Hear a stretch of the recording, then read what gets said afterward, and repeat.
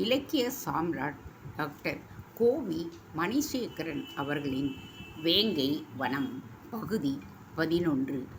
நீண்ட வேல்களையும் ஈட்டிகளையும் வெல்களையும் கொண்ட வீரர்களுடன் தீப்பந்தங்கள் சகிதமாக இறங்கி விறுவிறுவென்று நடந்து செல்கின்றான் வேங்கை வனத்து உபசேனாதிபதி ராஜசிங்கன். அந்த சுரங்கம் இருந்தது அதுவரை யாருக்கு தெரியும்? அது எவ்வளவு தூரத்திற்கு நீளுகின்றது, எங்கு போய் முடிகின்றது என்கின்ற உண்மையை எவர் அறிவர்? முன்னே சென்ற பாண்டிய வீரர்களுக்கு சிலையின் பளுவை தாங்க முடியவில்லை. காற்றின்மையால் புழுக்கத்தின் காரணமாக வியர்த்தும் கொட்டியது. மூச்சு வாங்கி தூக்கிச் செல்லுகின்ற பொழுது ஏதோ வெளிச்சம் பின்புறமாக தொடர்வதைக் கண்டு சிலையை தொப்பென்று கீழே போட்டுவிட்டு ஓட்டம் பிடிக்க முயன்றனர். புரவி தளபதி இளங்கோவேளான் மூர்க்கமாக அவர்களை தடுத்து நிறுத்தி சிலையை தூக்கி கொண்டு வேகமாக நடங்கள் என்று கட்டளையிட்டதோடு அவர்கள் வாளையும் உருவி பயமுறுத்தியும் செய்தார். வேறு வழியின்றி போகின்ற உயிர் எப்படி போனாலும் என்ன என்று அவர்கள் கடமையில் மூழ்குகின்ற பொழுது விறுவிறென்று அம்புகளும் ஈட்டிகளும் வேல்களும் ஒன்றன் பின் ஒன்றாக பாய்ந்து பாய்ந்து சரமாரியாக வருகின்றன. தீப்பந்தங்களும் கண்களுக்கு தெரியும் அளவுக்கு அருகில் வந்துவிட்டன. சிலையை நிறுத்தி பின்புறமாக பதுங்கி தன்னை பாதுகாத்து கொண்ட இளங்கோவேளான் தப்பினானே ஒழிய ஏனைய 10 வீரர்களும் அம்புகளாலும் ஈட்டி முனைகளாலும் பரலோகம் போய் சேர்ந்து விட்டனர். தீப்பந்தங்களுடன் அருகே வந்த காணப்பேர் உபசேனாதிபதி ராஜசிங்கனை கண்டவுடன் வாளை உருவி கொண்டான் இளங்கோவேளான். ராஜசிங்கன் ஏளனமாக கெக்கலி கட்டி சிரிக்கின்றான். உமது வீரத்தை நான் பழுது சொல்லவில்லை. வாளை உரையில் இடுங்கள். வீணில் உயிரை துறக்க வேண்டாம். ஒரு கால் எங்கள் மன்னர் உயிர் பிச்சையும் அளித்தாலும் அளிக்கலாம். மதுரை நோக்கி செல்கின்ற வாய்ப்பு கூட கிடைக்கலாம். அந்த சின்ன கரங்களின் தீப்பந்தங்களின் புகை சூழ்ந்து கொண்டது. வாளையும் குறுவாளையும் எடுத்து கீழே வைக்கலாமே உபசேனாபதி. இளங்கோவேளான் வேறு வழியின்றி சொன்ன வண்ணம் செய்கின்றான். காளிங்கன் எங்கே? அவன் முன்னதாகவே தப்பி ஓடிவிட்டான். உடனே தன் வீரர்களை நோக்கிய ராஜசிங்கன், உங்களில் பாதி பேர் சுரங்கத்தை பற்றி செல்லுங்கள். எங்கு முடிகின்றதோ அந்த சமதளத்துக்கு மேலே வந்ததும் தேடி பாருங்கள். முடிந்தால் உயிருடன் பிடியுங்கள். முடியவில்லை என்றால் பிணமாக்கியாவது கொண்டு வாருங்கள். வருகின்ற பொழுது சுரங்கத்தை பயன்படுத்த வேண்டாம். கோட்டை வாயிலுக்குள் நுழைந்து வரலாம் என்று கத்துகின்றான். அவனது வெறி இன்னமும் அடங்கவில்லை. உத்தரவை ஏற்ற வீரர்கள் தீப்பந்தங்களுடன் விரைகின்றனர். இந்த சிலையை தூக்கி வாருங்கள். பிறகு வேறு ஆட்களை அனுப்பி இந்த பிணங்களை எல்லாம் அப்புறப்படுத்தலாம் என்று உத்தரவிடுகின்றான் ராஜசிங்கன். சிலையை தொட வீரர்கள் தயங்குகிறார்கள். என்ன தயக்கம்? ஒரு வீரன் சொன்னான். உபதளபதி மன்னிக்க வேண்டும். இது நமது மகாராணியாரின் திருவுடல். நாங்கள் இதனை தொடுவது காணப்பேரை அவமானப்படுத்துவதாகும். இளங்கோவன் அயர்ந்து போய் நின்றான். ராஜசிங்கனும் தன் வீரர்களை பாராட்டியவாறு இளங்கோவேளானை முன்னே செல்லச் செய்து அவனது வாளையும் குறுவாளையும் ஒரு வீரனிடம் எடுத்து வரச் செய்து பின்னே நடந்தான். இளங்கோவனுக்கு தன் கதை எந்த வகையிலோ முடியப் போகிறது என்கின்ற நினைவு தீர்க்கமாக எழுந்துவிட்டது. சுரங்கத்தை கடந்து வேங்கை வனத்து சமதளத்தை அடைகின்றார்கள். அங்கே வெறிகொண்ட ராட்சசனைப் போல் வாளை உருவிக்கொண்டு நிற்கின்றான் வேங்கை மார்பன். அவனது கண்கள் நெருப்பு துண்டங்களாக எரிகின்றன. திருமேனியும் தியாகவல்லியும் ஒரு புறமாக நிற்க கண்ட இளங்கோவேளான் அதிர்ச்சி உற்று போனான். திருமேனியை கடத்தி வந்தானா? திருமேனியே இவனுடன் வந்தாளா? நிச்சயமாக அப்படி இராது. கடத்தி கொண்டுதான் வந்திருக்க வேண்டும். இவன் மானுடனா? புராண காலத்து அரக்கனா? எங்கே உனது உயிரணைய சிலை? வேங்கை உருமுகின்றது. அதைத் தொடர்ந்து நிஜ வேங்கைகளும் அறைக்குள்ளிருந்து உருமுகின்றன. உயிரணைய சிலை சிலை போல் நின்ற திருமேனி சிந்திக்கின்றாள். மூர்க்கத்தனமான காதல். ராஜசிங்கன் விளக்கினான். மன்னர் பெருமானை சிலையை தூக்கி வரச் சொல்லி நமது ஆட்களுக்கு உத்தரவிட்டேன். எங்கள் மகாராணி உடலை தீண்டுதல் பாவத்தை தேடிக்கொள்ள மாட்டோம் என்று அடம் பிடித்து விட்டார்கள். மகிழ்ச்சி கடலில் நாகரிக முத்துக்களும் பவளங்களும் வலம்புரி சங்குகளும் மிதக்கின்றன. பெருமிதம் கண்ட வேங்கை மார்பன் வெளிச்சத்தை இருட்டுக்கு விற்றுவிட்ட வேல் நெடுங்கண்ணியான திருமேனியை கவனிக்கின்றான். பார்த்தாயா எங்கள் பண்பாட்டை என்பது போல. திருமேனி தலைகுனிந்து போகிறாள். காளிங்கன் எங்கே? இந்த கேள்வி தியாகவல்லியின் நெஞ்சிலும் எழுந்ததால் உன்னிப்பாக கவனிக்கின்றாள். அவளது நெஞ்சு படபடக்க நாகம் போல சீற்றத்துடன் கவனிக்கின்றது. வேந்தர் பெருமானே, காளிங்கனுக்கு சிலை பெரியதாக தெரியவில்லை, உயிர் பெரியதாக தெரியவே தப்பி ஓடிவிட்டார். நமது ஆட்களை ஏவி இருக்கிறேன். சிலை இப்பொழுது வெளியே வர வேண்டும். என்ன செய்யலாம்? வேங்கை மார்பன் கட்டளையிடுகின்றான். நீண்ட வடக்கயிற்றையும் 6 அடி நீளமுள்ள பலகையும் எடுத்துக்கொண்டு சுரங்கத்துக்குள் செல்லுங்கள். சிலையை பலகையில் கிடத்தி நன்றாக கயிற்று முடியை சுரங்கத்துக்கு வெளியே கொண்டு வந்து மெல்ல மெல்ல இழுத்து வெளியே கொண்டு வாருங்கள். பலகை நீள வாக்கில் இழிபட வேண்டும். இதுவே சுலபமான வழி. வேந்தே, சிலைக்கு கயிறு கட்டுவது யார்? சரியான கேள்வி. கணீர் என்று ஒரு குரல் ஒலித்தது. நான் கட்டுகின்றேன். திருமேனியின் குரல்தான். திருமேனி, உனக்கேன் இந்த வேலை என்றான் வேங்கை மார்பன். அது எனது பிணமல்லவா? என் பிணத்தை கூட மறுத்த உங்கள் வீரர்களை மெச்சுகின்றேன். என் பிணத்தை நானே தொட்டு கட்டுகின்றேன். வேங்கை மார்பன் வேடிக்கையாக சிரித்து கொள்ளுகின்றான். பாண்டியகுமாரி, நான் உன்னை தொட்டால்தான் என்ன? உனது பிணத்துக்கு கூட எனது வீரர்கள் மகாராணி அந்தஸ்து அளித்தது. அதை நீ மறந்துவிட வேண்டாம். குறும்பான மறுமொழி கும்பின கனன்றென செய்கின்றது. திருமேனி சூட்டுக்கோளால் பட்டை தீட்டுவது போல நாவை அசைத்தாள். ஒரு சகோதரன் சகோதரியை தொடக்கூடாதோ? முன்பு போல் வேங்கை மார்பன் சத்தமிடவில்லை. பட்டை தீட்டிய சூட்டுக்கு உடனே ஆற்றல் காணுகின்ற மாதிரி சஞ்சீவினி மறுமொழி பகர்ந்தான். சகோதரி ஆனாலும் இவர்களுக்கு இளவரசிதானே, தொட முடியுமா திருமேனி? நீ கோபுரமாய் உயர்ந்துவிட்டோம் என்று சற்றும் சிந்திக்காமல் வானத்தை வெறிக்கின்றாய். ஆனால் மானத்தின் கலசமாக நின்று பேசுகின்றாய். நான் வானமாக நின்று கோபுரம் உயரத்துக்கு இறங்கி வந்து அதரபானம் பருக துடிக்கின்றேன். ஆனாலும் உனது கலசத்தின் நெற்றியில் மாணிக்கமாக மின்னுகின்றேன். போக போக அதை நீ அறிவாய். அதற்குள் 6 அடி பலகையும் தடித்த வடக்கயிர்களும் வந்து சேர்கின்றன. தியாகவல்லி, நீ சுரங்கத்துக்குள் சென்று உனது சிநேகிதியை தொட்டு கட்டுகின்றாய். கட்டுவதை இதுவரை கட்டியதை விட உறுதியாக கட்டி திரும்பு.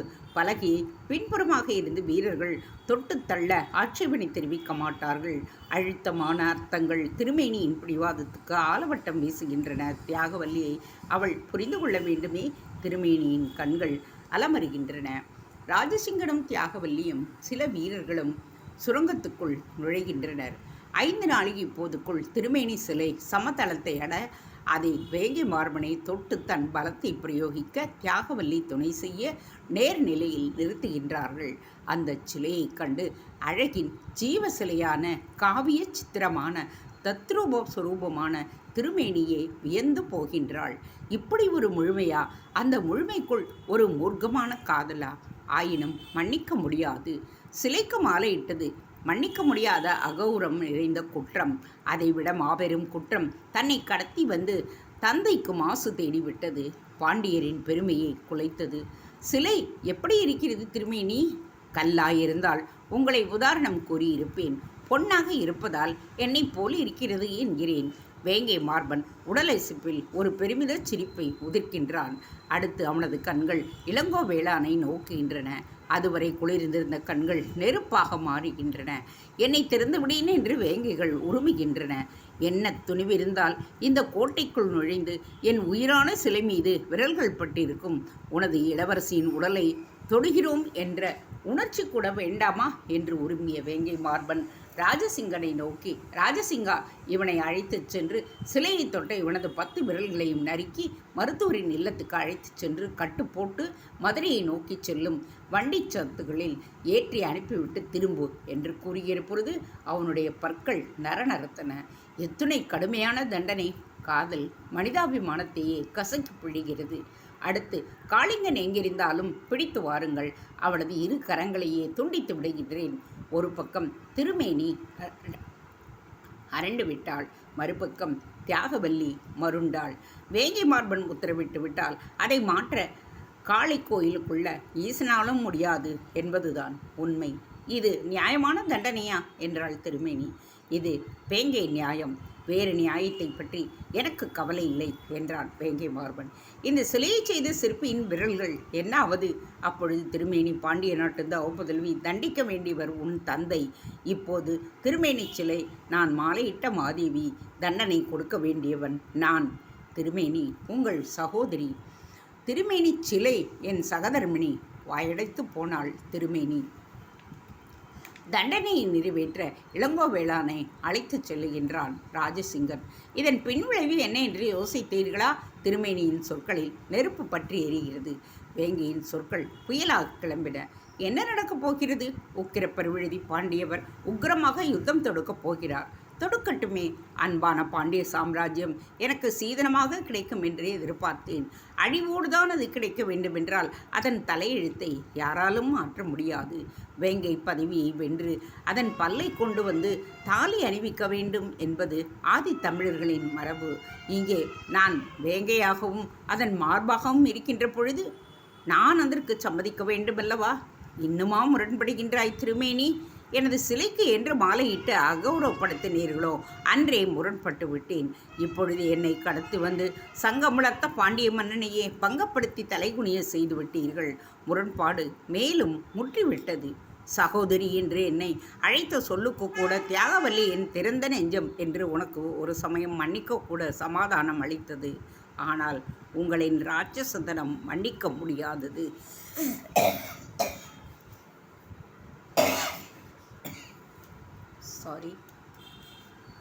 கண்களை ஒரு கணம் மூடி உலக காற்றையெல்லாம் நாசிக்குள் இழுப்பது போல் அவளது பரந்த மார்பு புடைக்கிறது. பெண் அத்தனை காற்றும் ஒரு புயலின் சுழிப்பை போன்று நெடுமூச்சாக வெளியேறுகிறது. மார்பு உள்ளடங்குகிறது. உதடுகளை கழுத்தி கொண்டு தியாகவல்லியை நோக்குகிறாள். அந்த நோக்கள் திருமேனியை கவனித்துக்கொள் என்பது போல் இருக்கிறது. ஏதோ சர்வ நாடியும் சரணாகதியடைந்தது போன்று நின்றிருந்த அமைச்சர் குருமலை கிழாரை நோக்குகின்றான். நீங்கள் என்ன செய்வீர்கள் அமைச்சரே? உங்கள் நிலையில் நான் இருந்தாலும் இதைத்தான் செய்திருப்பேன். போய் அரசாங்க காரியங்களை கவனியுங்கள். யுத்த முழக்கத்துக்கான ஆயத்தம் இன்று முதற்கொண்டே ஆரம்பமாகட்டும் என்று கூறிவிட்டு வேகமாக வெளியேறி நடக்க அனைவருமே அவனை பின்பற்றி செல்ல, எங்களை கொஞ்சம் கவனிக்கக்கூடாதா என்பது போல் அதுவரை பயங்கரமாக உருமிக் கொண்டிருந்த வேங்கைகள் அப்பொழுது பார்த்து தீனமாக உருமுகின்றன. மனிதர்களின் தலைமேல் சூரியன் அக்கினி தாண்டவம் ஆடுகின்றான். மனிதர்கள் தங்கள் நிழலை தாங்களே மிதித்த வண்ணம் நடந்து சென்று கொண்டிருக்கிறார்கள். ஆலயத்துக்கெல்லாம் ஆலயமாம் ஆலவாய் பேரழகியின் ஆலயத்து உச்சிகால வழிபாட்டு மணியோசை மீனாட்சி மீனாட்சி என்று மீனாட்சி அம்மையை அழைக்கின்றது. மீன் ஆட்சி புரியும் பாண்டியர் ஆட்சியையும் வாழ்த்துகின்றது. ஆனால் அந்த ஓசையோ அரண்மனை கூடத்தில் அவலமாக அமர்ந்திருந்த அனைவருடைய செவிகளிலும் திருமேனி திருமேனி என்று ஒலிப்பது போல் தெரிகின்றது. நேற்று இரவு உச்சிக்கால பூஜையின் போது ஒலித்த இதே மணியோசையின் போதுதான் திருமேனி எங்கே என்கின்ற கேள்விக்குறி மீனாட்சி ஆலயத்துக்குள் எழுந்து மீனக்கொடியில் எதிரொலித்தது. அதன் மூலம் அரண்மனைக்குள் இறங்கி இதோ இதுவரை மறுமொழி கிடைக்காது கலங்கிய கண்கள் எத்தனை எத்தனை, புலம்பிய நெஞ்சங்கள் எத்தனை, அலைமோதி தவிக்கும் புறவிகளின் கால்கள்தாம் எத்தனை எத்தனை. மாமன்னர் உக்கிர பெருவெழுதி பாண்டியருடைய அகன்ற கண்கள் இதுவரை எது குறித்து கலங்கி இருக்கின்றன? ஓ திருமேனி! வளைந்த பெரிய மீசையை நீவி விட்டு கொள்வதன் மூலம் எவரும் அறியாத வண்ணம் நகக்கண்களை லேசாக துளைத்து கொள்ளுகின்றார். பாண்டிமாதேவியோ பெண் ஆசையால் அந்த பெருத்த துன்பத்தை தாங்கிக் கொள்ள முடியாது அடிக்கொரு உருவை சத்தமிட்டு புலம்பியே கொள்கிறாள். அந்த சித்திரக்கூடத்தில் பலரும் சித்திரங்களாகவே அமர்ந்து காணப்படுகின்றனர். புலவர் பெருமான் மாங்குடி மருதனார் ஒரு சொட்டு நீரும் பருகேன் என்பது போல இருந்த நீர் சொட்டுக்களை கண்வழி இறக்கி கல்லாய் சமைந்து காணப்படுகின்றாய். அமைச்சர்களான தேவராந்திர பிரம்மராயர், தாம்பூர் சாத்தனார், புலவர்களான ஐயூர் மூலம் கிழார், உருத்திர சன்மர், மகாசேனாதிபதி காவிதி அழகன் நம்பி, ஹா பிணம் விழுந்த அரண்மனை போல பொதுவான கருத்து காணப்பேரையில் வேந்தன் வேங்கை மார்பனை விட இந்த காரியத்தை யார் செய்ய முடியும் என்பதுதான். மாமன்னர் நம்ப மறுக்கின்றார். சிலை செய்து மனம் புரிந்து மடலேறு பிடிவாதம் போல் அடலேறு திருவிளையாடல் நடத்தியவனா கடத்தி சென்றிருப்பான். அன்றைய மாலை பலருக்கு கண்ணீர் மாலை அணிவித்து மறைகிறது. இரவு பூத்ததும் இதுவரை ஒரு செய்தியை காணும். எங்கே சென்று மறைந்திருப்பார்கள்? எவர் தூக்கிச் சென்றிருப்பார்கள்? வருகை சொல்லி வராத சந்தேகம் கணத்துக்கு கணம் பல கோணங்களில் வலிமை பெற்று ஒரே ஆட்டம் ஆடுகின்றது. முறைப்படி அன்றைக்கு தமிழ்ச்சங்கம் கூடியிருக்க வேண்டும். 3ஆம் முறையாக தோற்றுவித்த அந்த தமிழ்ச்சங்கம் முதல் முறையாக கூடாமல் நிற்கின்றது. அதுவே ஒரு உற்பாதம் போல் உக்கிர பெருவெழுதி பாண்டிய மன்னருக்கு தெரிகின்றது. இந்த நிலையில் சிலையை கடத்தி வரச் சென்ற ஆட்கள் குறித்து ஒரு தகவலும் தெரியவில்லை. மன்னா, காலையிலிருந்து எல்லோருமே உண்ணாதிருப்பது உசிதமாக தெரியவில்லை. திருமேனி நிச்சயம் கிடைத்து விடுவாள். பாண்டிமாதேவியின் அலங்கோல நிலை பரிதாபத்துக்கு உரியதாக இருக்கிறது. ஆறுதல் சொல்ல வேண்டிய நீங்கள் ஐயூர் முழங்கிழார் தமிழ்நாவு இவ்வாறு அசைந்து கொடுத்தது. திடுமென்று தடைப்பட்டு நிற்பானேன். அப்பொழுது இரவலினும் இழிந்துபட்டவனாக உள்ளே நுழைந்து கொண்டிருந்தான் புரவி படைத்தளபதி இளங்கோவேளான். அதிர்ச்சியின் வடிப்பால் அனைத்து கண்களும் அகன்று விரிகின்றன. என்ன நேர்ந்தது? ஏன் இந்த நிலை? ஒவ்வொருவர் நெற்றியிலும் வினாக்குறிகள் நரம்பை புடைக்க வைக்கின்றன. இளங்கோ, என்ன கோலம் இது? சென்றவர்கள் என்ன ஆனீர்கள்? உக்கிரப்பெருவிழுதி பாண்டியருட உக்கிரமான கேள்வி இது. ஏதோ வேங்கை மார்பன் நாவை துண்டித்து அனுப்பிவிட்டது போல மௌனமாக கண்ணீர் சிந்துகிறான் இளங்கோவேளான். இளங்கோ! உக்கிர கர்ஜனை. இளங்கோவேளானின் நாவு விரக்தியுடன் செய்கிறது. வேங்கை வனத்தில் புகுந்து உயிர் தப்பி வந்த கோலம். விழிகள் பிதுங்கி மேலும் விளக்கம் அறிய துடிக்கின்றன. இளங்கோவேளானும் ஆரம்பம் முதல் விரல்களை நறுக்கி வண்டி கரத்தில் ஏற்றி அனுப்பிய அவமானப்படலம் வரை எல்லாவற்றையும் வெறித்து உரைக்க அகடி கொண்டகளாக திருதிருவன பற்றி எறிகின்றன உக்கிரப்பெருவழுதி பாண்டியரின் அவல விழிகள். பாண்டிமாதேவி கோவென்று கதறி மயங்கி சாய்கிறாள். தாதியர்கள் ஓடி வந்து அவளை தாங்கி பிடித்து கொண்டு சாமரம் வீசுகின்றார்கள். அனைவருடைய கண்களிலும் அகோர தாண்டவம். மகாசேனாதிபதி காவிரி அழகன் எரிமலை என குமுறி எந்த நேரத்திலும் எருமை குழம்பை கக்க துடிக்கின்றான். வேங்கை வனம் திருமேனியின் அசோகவனமானதோ? யுத்தம் யுத்தம் யுத்தம். உக்கிர பெருவழுதி பாண்டியருடைய நெஞ்சம் யுத்த பேரிகையை கொட்டுகின்றது. ஆனாலும் வேங்கை மார்பனுடைய காதல் வெறி நூலாக அந்த நெஞ்சில் இழையோடி வளைகிறது. இளங்கோவேளான் அந்த காணப்பேரையில் கோட்டையை பற்றி கூறி வருகிற பொழுது நமது முற்றுகை தாங்குமா என்று கேட்ட வினாவும் ஒரு நியாயமே போல் அரும்பி அச்சுறுத்துகின்றது. இல்லை என்றால் எலியனைய நகரை வைத்து கொண்டு புலியனைய புரட்சி செய்வானா?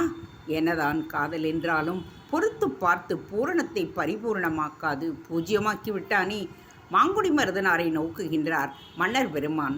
புலவர் பெருமானே, முடிவு சொல்ல வேண்டியவர் நீங்கள்தாம். நான் ஒரு நடை வேங்கைவனம் நோக்கி திரும்பட்டுமா அல்லது யுத்த பிரகடனம் செய்து பேரிகை கொட்டட்டுமா?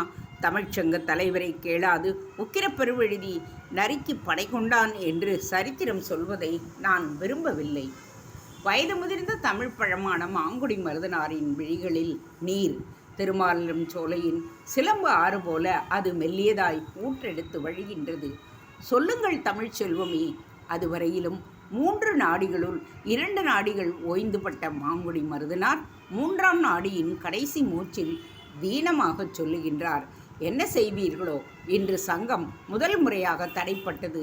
இனி என்றைக்கு திருமேனி காலடி எடுத்து வைக்கின்றாளோ அன்றைக்குத்தான் இந்த 3ஆவதாக தொடங்கப்பெற்ற சங்கம் மீண்டும். சொற்கள் தடைப்பட்டன.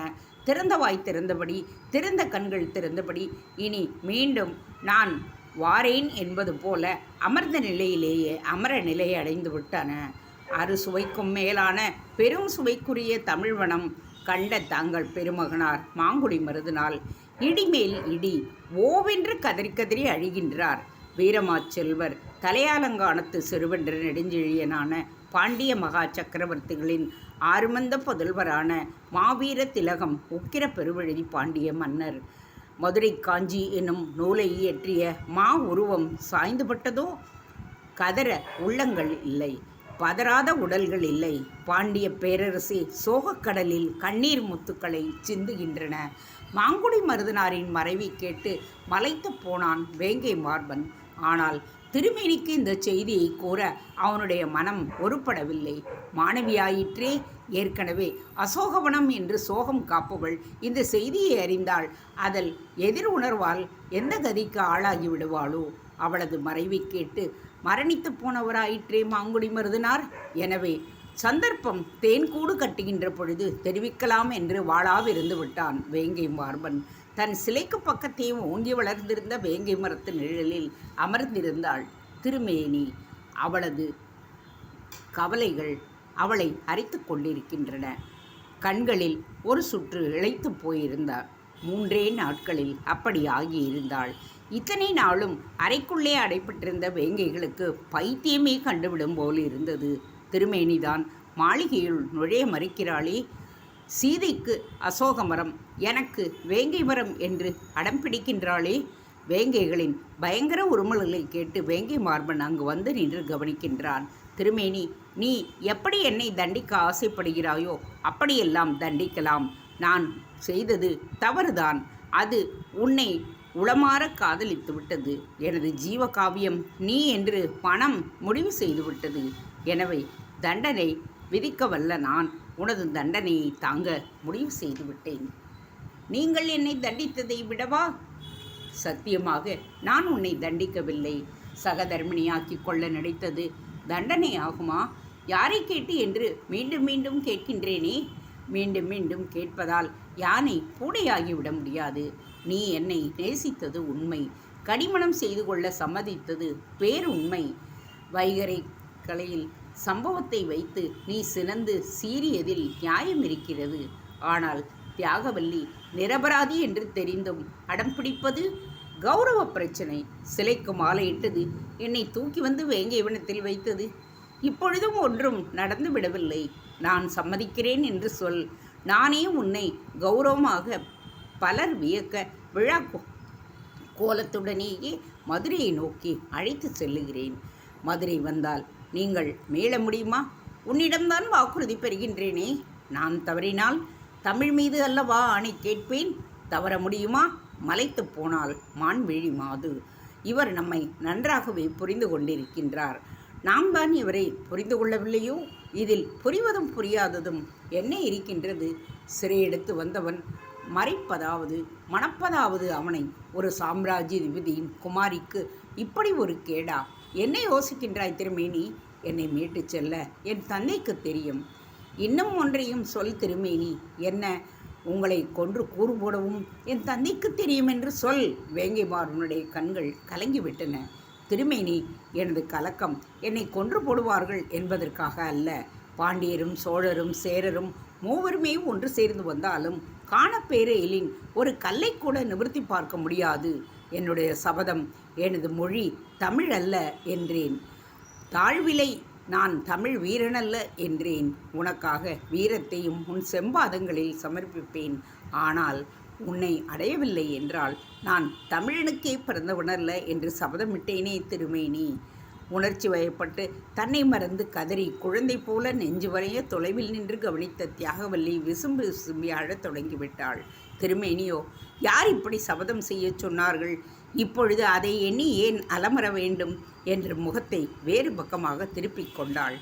ஆனால் வேங்கை மார்பன் திருமேனி திருமேனி என்று உணர்ச்சி வயப்பட்டு எழுப்பிய சத்தத்தை கேட்டு உணர்ச்சி இழந்துவிட்ட ராஜ புலிகளான வேங்கைகள் ஏற்கனவே இத்தனை நாட்கள் வரையில் அடைக்கப்பட்டிருந்த வெறித்தனமும் ஏற்பட்டுவிடவே அரைந்த அறையில் அந்த கதவின் பிடிப்பிக்கோள்கள் கழன்றுவிட சற்றே கதவு ஒரு கிளிக்க அதை மேலும் முட்டி மோதி திறந்து உடம்பை வளைத்து நிலைத்து வெளியே சீறி பாய்ந்து வந்து விட்டன. பாய்ந்து வரும் வேங்கைகளை கண்ட மூவரும், தேங்க்ஸ் ஃபார் வாட்சிங். Please subscribe.